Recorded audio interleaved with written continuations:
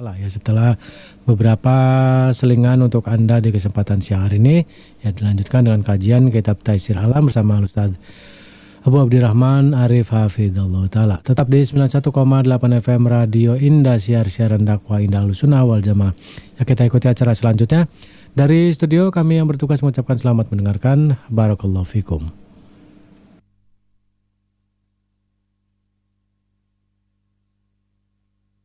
بسم الله الرحمن الرحيم والسماء والطارق وما أدراك ما الطارق النجم الثاقب إن كل نفس لما عليها حافظ فلينظر الإنسان مما خلق من ماء دافق يخرج من بين الصلب والترائب إنه على رجعه لقادر يوم تبلى السرائر فما له من قوة ولا ناصر والسماء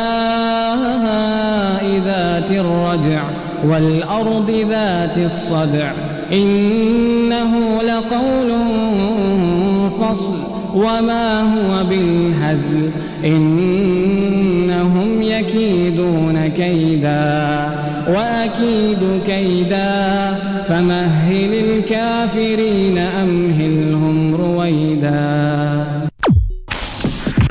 Indah Idaatul Islamiyah Ahlus Sunnati wal Jamaah. Bismillahirrahmanirrahim. Assalamualaikum warahmatullahi wabarakatuh. Alhamdulillah wassalatu wassalam ala Rasulillah wa ala alihi wa sahbihi wa man walah. Masih di dalam pembahasan hadis yang ketujuh. An Humran maula Utsman bin Affan annahu ra'a Utsman da'a biwadu fa'afragha ala yadayhi min ina'ihi faghasalahuma thalatha marrat. Dari Humran maula Utsman bin Affan. Humran adalah bekas budak Utsman bin Affan. Bahwasanya beliau melihat Utsman bin Affan meminta air wudu, kemudian dituangkan ke atas dua telapak tangannya. Kemudian beliau pun mencuci keduanya sebanyak 3 kali. Tsumma adkhala yaminahu fil wudu. Kemudian setelah itu beliau pun memasukkan tangan kanannya ke air wudu tersebut. Tsumma tamadmada wastanshaqa wastansara. Kemudian beliau pun berkumur-kumur, istinsyak, memasukkan air ke dalam hidungnya dan mengeluarkannya kembali. Tsumma ghassala wajhahu thalatha. Kemudian membasuh wajahnya sebanyak 3 kali. Wa yadayhi ilal mirfaqaini thalatha. Setelah itu membasuh kedua tangannya hingga sikunya sebanyak 3 kali. Tsumma masaha bi ra'sih. Setelah itu mengusap kepalanya. Tsumma ghassala kilta rijlaihi thalatha. Kemudian membasuh kedua kakinya sebanyak 3 kali pula. Tsumma qala, kemudian sahabat Utsman bin Affan radhiyallahu taala anhu mengatakan, ra'aitun nabiyya sallallahu alaihi wasallam tawaddu'a nahwa wudu'i hadza. Sungguh aku melihat Nabi sallallahu alaihi wasallam berwudu seperti wuduku ini. Wa qala, dan beliau pun bersabda, man tawadda'a nahwa wudu'i hadza thumma shalla rak'atain la yuhadditsu fihi ma nafsah ghafarallahu lahu ma taqaddama min dzambih. Nabi sallallahu alaihi wasallam bersabda, siapa yang berwudu seperti wuduku ini, kemudian salat 2 rakaat, dan tidaklah dia berbicara pada jiwanya, pada dirinya, ghafarallahu lahu ma taqaddama min dzambih, maka niscaya Allah akan ampuni terhadap dosa-dosa yang telah lalu. Hadisnya diriwayatkan oleh Al-Imam Al-Bukhari dan juga Al-Imam Muslim. Gharibul hadis. Yang pertama, wudu bi fathil waw, dengan difathahkan wawunya. Yang dimaksud adalah al-ma'ul ladzi yatawaddau bihi. Wudu adalah air yang digunakan untuk berwudu. Berkata Al-Imam An-Nawawi rahimahullahu taala, al-wudu wat tuhur bi dhammi awwalihima. Al-wudu dan at-tuhur dengan didomahkan awalnya, idza uridal fi'lul ladzi wal masdar, apabila yang diinginkan adalah perbuatan, dan ini adalah bentuk masdar. Jadi kalau didomahkan awalnya al-wudu atau at-tuhur, maknanya adalah perbuatan. Adapun kata beliau rahimahullah taala, berkata Syekh Al-Bassam, Syekh Abdullah Al-Bassam, wa bi fathi awwalihima idza uridal ma alladhi yatatahharu bihi. Tetapi apabila difathahkan awalnya, maka yang diinginkan adalah air yang akan digunakan untuk bersuci.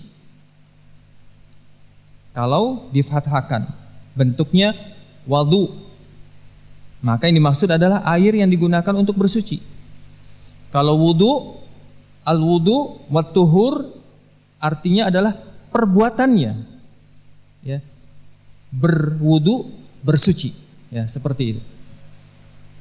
Wa aslul wudu minal wado'ah, asal kata al-wudu itu dari wado'ah. Apa maknanya? Al-wado'ah adalah al-husnu wan nadhafah. Al-husnu baik, bagus, indah, wan nadhafah bersih. Fasumya wudu'us shalah wudu'an li'annahu yanzifu sahibuhu. Dinamakan wudu salat itu adalah wudu karena orang yang melakukannya, ya, orang yang mengerjakan wudu, yanzif, akan menjadi bersih, suci. Yang kedua, fa'afragha, apa makna fa'afragha? Qallaba min ma'il ina ala yadayhi. Fa'afragha artinya adalah qallaba, membalikkan, ya, membalikkan air yang ada di bejana ke atas kedua telapak tangannya. Bahasa yang mudahnya adalah menuangkan, ya, menuangkan air dari bejana ke atas kedua telapak tangannya. Sebagaimana di dalam pembahasan yang lalu, ya, makna yad kalau dimutlakkan tidak disambungkan dengan keterangan setelahnya, maka ini maksud adalah apa? Rahatul yad ma'al asabi', ya, yaitu kedua telapak tangan termasuk diantaranya adalah jari-jarinya.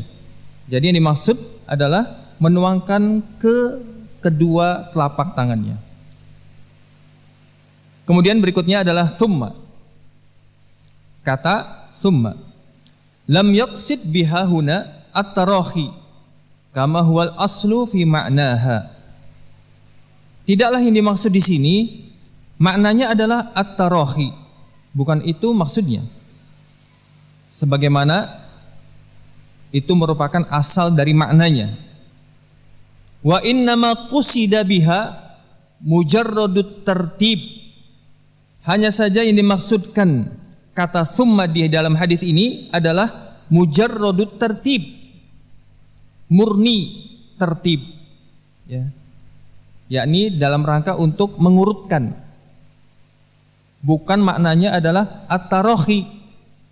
At-tarahi maknanya adalah tulul muddah, artinya ada jarak.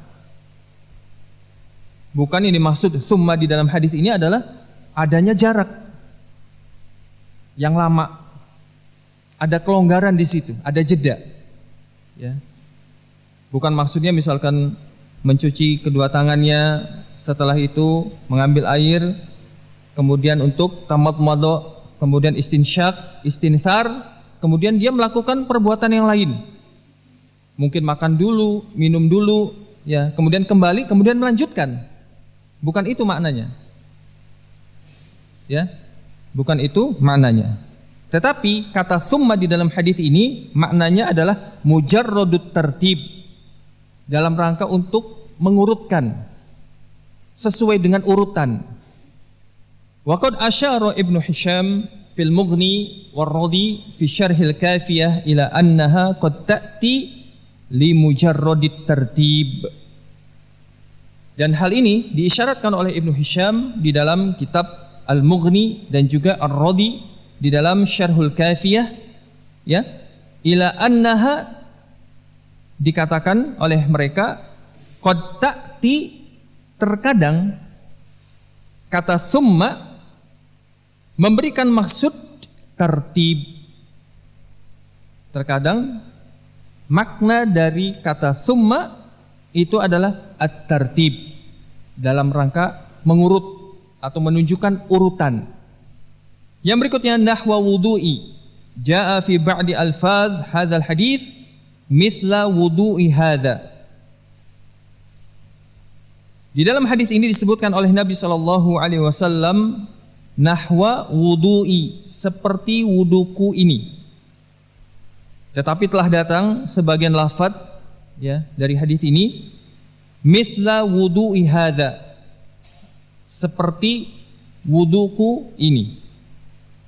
Kata beliau bahwa makna kata nahwu dan misal itu mutafawit, berbeda maknanya. Fa inna lafdzata misal taqtadi dhahiral musawah min kulli wajhin. Kata beliau rahimahullahu taala bahwa lafaz misal itu berkonsekuensi adanya kesamaan dari semua sisinya. Adapun nahwu, ya, fama tu'ti ma'nal misliyah illa majazan. Adapun nahwu di sini, ya, tidaklah memberikan makna sama kecuali majaz.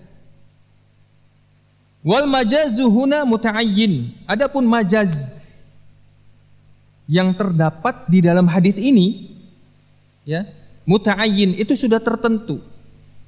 Lirtibati tsawabi bil mumatsalah, karena adanya ikatan pahala yang sama. Jadi kalau kita artikan man tawaddu'a nahwa wudu'i hadza, siapa yang berwudu seperti wuduku ini, ya, thumma shalla rak'atain la yuhadditsu fihi ma nafsah ghafarallahu lahu ma taqaddama min dzambihi. Siapa yang berwudu seperti wudu Nabi SAW, setelah itu sholat 2 rakaat, dan tidaklah dia berbicara pada dirinya, pada jiwanya, nanti akan disebutkan maknanya, maka Allah akan ampuni dia atas dosa-dosa yang telah lalu. Makna secara global dari hadis ini, kata Syekh Abdullah Al-Bassam rahimahullahu taala, ishtamala hadzal haditsul azim ala sifatil kamilah li wudu'in Nabi sallallahu alaihi wasallam.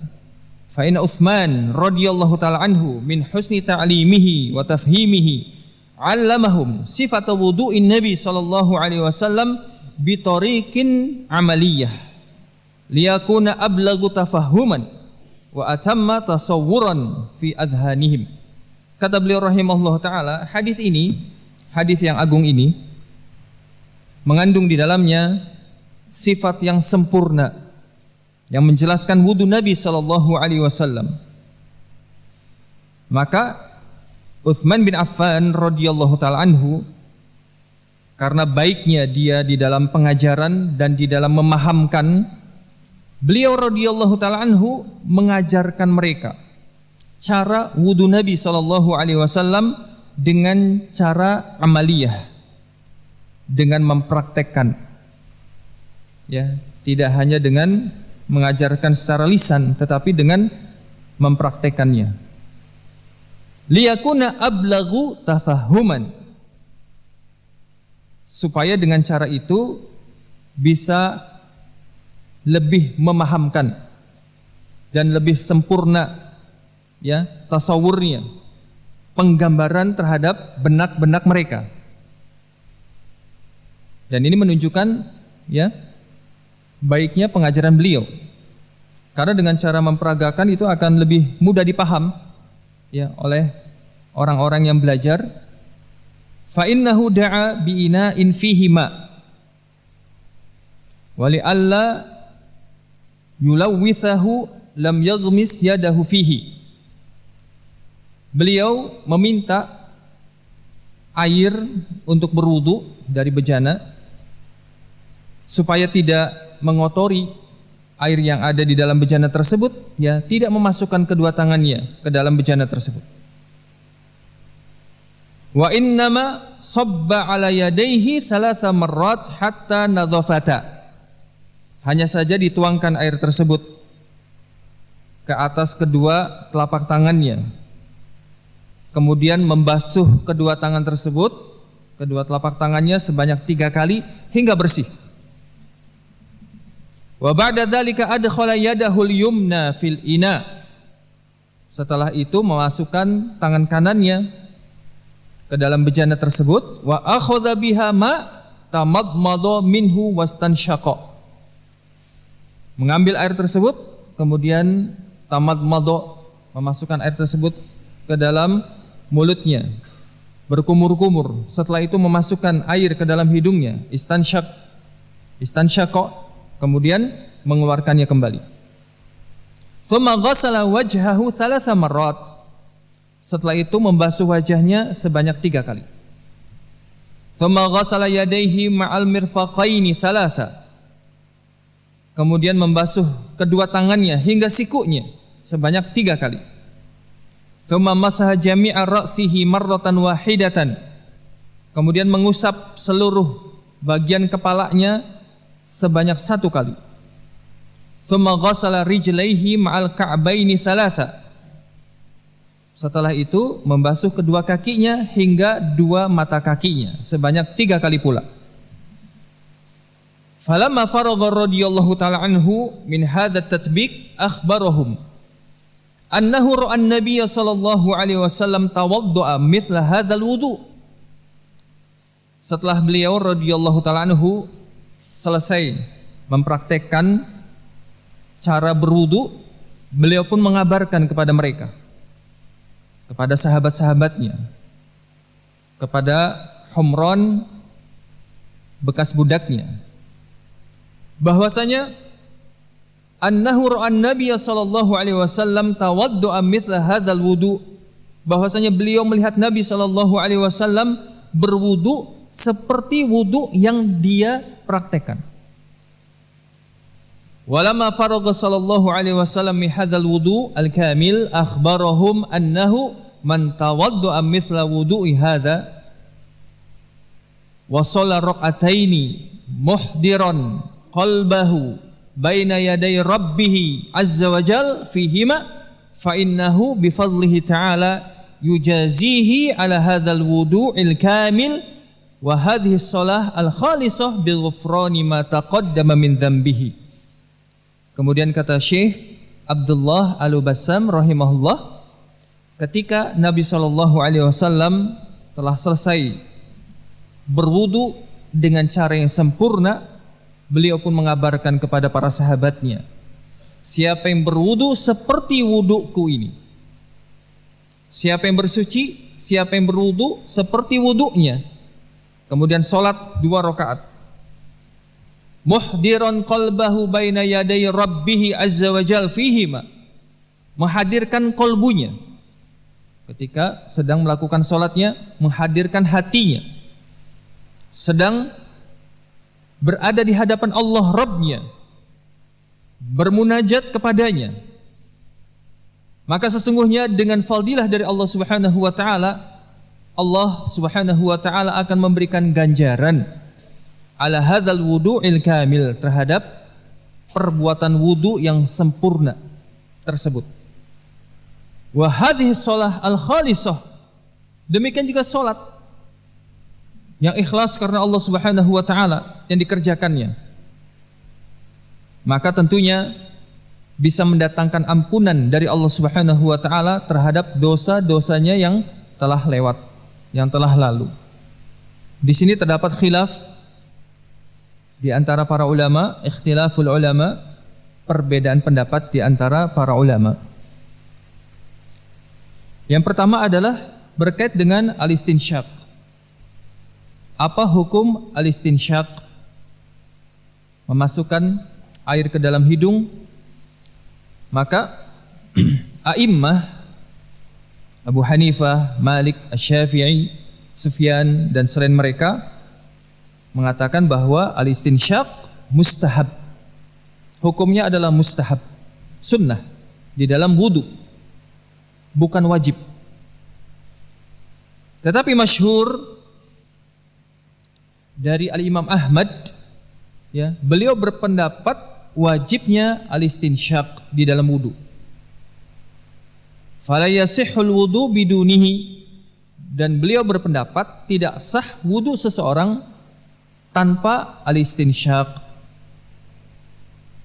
Dan ini pun adalah mazhab Ibnu Abi Layla dan Ishaq dan selain keduanya. Para ulama yang berpendapat bahwasanya al-istinsyaq adalah mustahab, mereka berdalilkan dengan hadis asyrun min sunanil mursalin, 10 hal yang termasuk sunnah-sunnah para rasul. Di antaranya adalah al-istinsyaq. Sehingga mereka berdalilkan dengan hadis tersebut, ya, kemudian mereka berpendapat bahwasanya al-istinsyaq hukumnya adalah mustahab, sunnah, tidak wajib. Adapun para ulama yang mereka berpendapat bahwasanya al-istinsyaq di dalam wudu adalah wajib, mereka membawakan firman Allah Subhanahu wa taala di dalam surat Al-Maidah ayat ke-6. Allah taala berfirman, "Faghsilu wujuhakum." Kata Allah Subhanahu wa taala, basuhlah wajah-wajah kalian. Wal anf minal wajh. Kata mereka bahwa hidung bagian dari wajah. Demikian juga mereka membawakan banyak hadis yang sahih yang menjelaskan sifat wudu Nabi SAW dan perintah di dalamnya. Dan kemudian mereka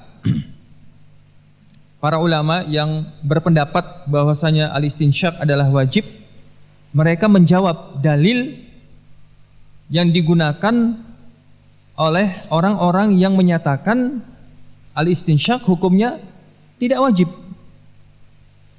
Mereka mengatakan bahwa yang disebutkan di dalam hadis Rasulullah SAW, asyrun min sunanil mursalin, yang dimaksud dengan sunnah di situ adalah at-thariqah, jalannya para rasul. Sehingga bukan ini maksud adalah sunnah, bukanlah yang dimaksud adalah hukumnya sunnah, tetapi sunnah yang disebutkan di dalam hadis tersebut artinya adalah at-thariqah, jalan para mursalin.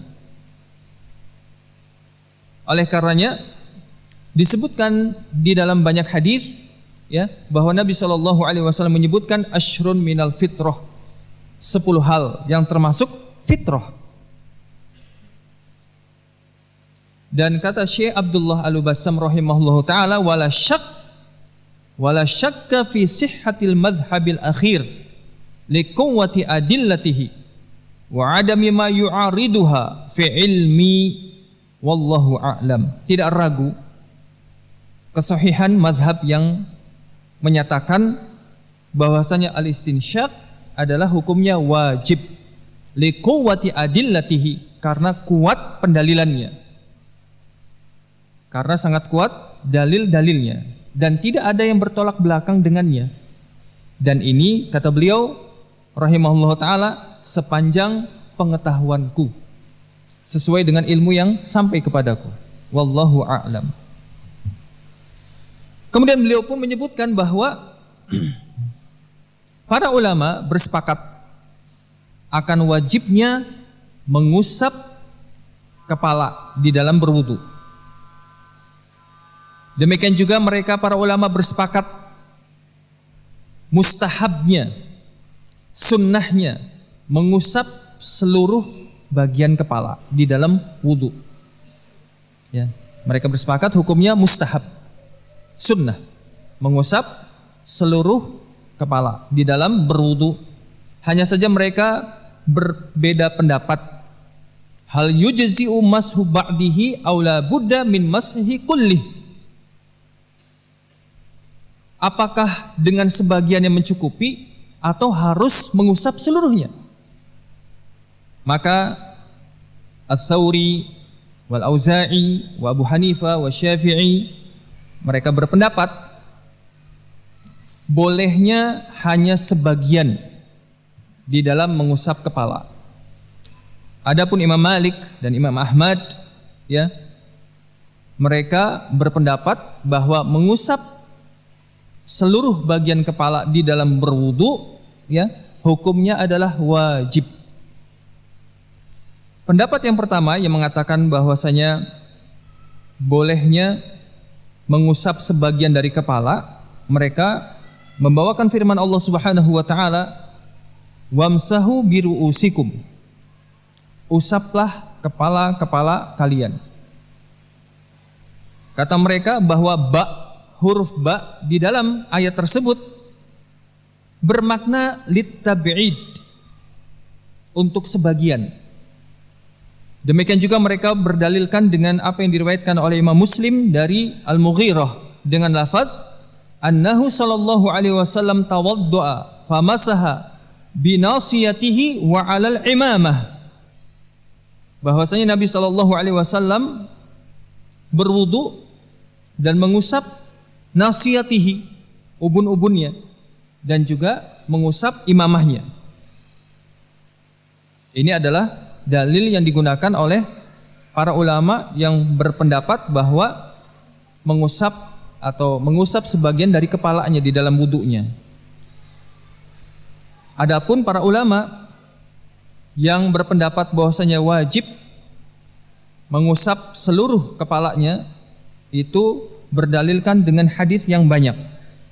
Kulluha tasifu wudu'an Nabi sallallahu alaihi wasallam minha hadithul bab. Hadis yang banyak tadi seluruhnya mensifati wudu Nabi sallallahu alaihi wasallam. Di antara hadis yang digunakan oleh mereka adalah hadis yang bersama kita. Demikian juga di antara apa yang digunakan oleh mereka yaitu hadis yang diriwayatkan oleh al-jamaah. Al-jamaah yang dimaksud adalah rawahu al-khamsah. Ya, rawahul khamsah yang dimaksud adalah al-Imamul Bukhari wa Muslim, Abu Dawud, Tirmidzi, wan Nasa'i dan Ibnu Majah. Disebutkan di dalam hadis tersebut masaha ra'sahu biyadaihi fa aqbala bihima wa adbar. Bada'a bi muqaddami ra'sihi thumma dhahaba bihima ila qafahu thumma raddahuma ilal makanil ladzi bada'a minhu. Bahwa beliau sallallahu alaihi wasallam mengusap kepalanya dengan kedua tangannya, fa aqbala bihima wa adbara, yakni menuju arah tengkuknya dimulai dari bagian depan kepalanya, ya, di tempat rambut itu tumbuh di bagian depan, ya, ditarik dari bagian depan, ya, ke arah qafah, ke arah tengkuknya, kemudian dikembalikan ke bagian permulaan, yakni dari belakang ditarik ke bagian depan ke tempat memulai mengusap kepala. Ini adalah di antara hadis yang digunakan oleh yang berpendapat bahwa wajibnya mengusap seluruh bagian kepala di dalam berwudu. Insyaallah kita akan lanjutkan pada pertemuan berikutnya. Subhanakallah bihamdik asyhadu an la ilaha illa ant astaghfiruka wa atubu ilaik. Wassalamualaikum warahmatullahi wabarakatuh. Indahziya Idha'atul Islamiyah Ahlus Sunnati wal Jamaah.